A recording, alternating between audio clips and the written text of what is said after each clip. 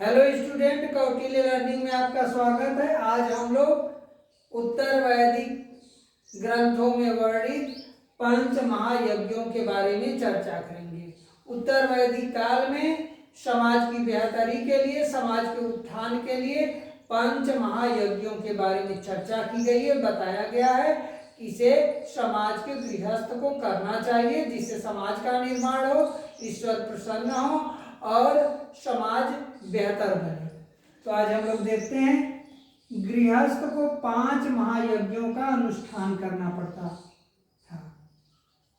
जो उत्तर वैदिक कालीन ग्रंथ है उसमें उल्लेख है कि गृहस्थ को 5 महायज्ञों का आयोजन करना चाहिए अपने जीवन में। पहला ब्रह्म यज्ञ या ऋषि यज्ञ। जो पहला यज्ञ है वह ब्रह्म यज्ञ या ऋषि यज्ञ।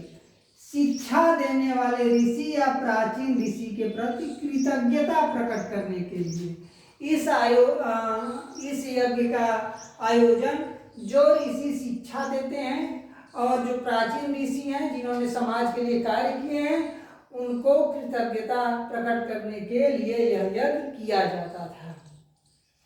अगला देव यज्ञ। यह यज्ञ हवन द्वारा देवताओं की पूजा।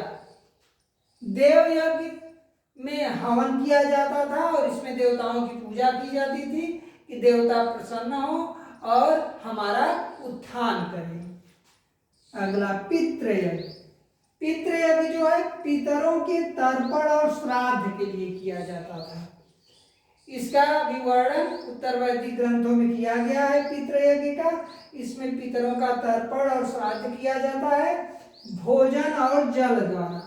यानी पितरों को भोजन और जल द्वारा श्राद्ध और तर्पण उनका किया जाता है। इसी को पितृयज्ञ कहा गया है। मनुष्य यज्ञ या नृयज्ञ, अतिथि का स्वागत। जो हमारे उत्तर वैदिक कालीन ग्रंथ है उनमें अतिथियों को बड़ा महत्वपूर्ण माना गया है। उन्हें देवता से उनकी तुलना की गई कि आपके द्वार पे यदि अतिथि कोई आ रहा है तो उसका स्वागत सत्कार करना चाहिए, जिससे ईश्वर भी प्रसन्न होते हैं। इसलिए मनुष्य यज्ञ या नृयज्ञ में अतिथि के स्वागत और सत्कार की बात कही गई है। तो गृहस्थों को अतिथियों का स्वागत और सत्कार करना चाहिए। अगला बलि या भूत यज्ञ। बलि या भूत यज्ञ यह समस्त जीवों के प्रति कृतज्ञता प्रकट करने के लिए। बलि या भूत यज्ञ समस्त जीवों के प्रति कृतज्ञता प्रकट करने के लिए किया जाता है। इसमें क्या किया जाता है? पक्षियों को भोजन कराया जाता है, चींटियों को भोजन कराया जाता है, श्वानों को भोजन कराया जाता है, पानी दिया जाता है।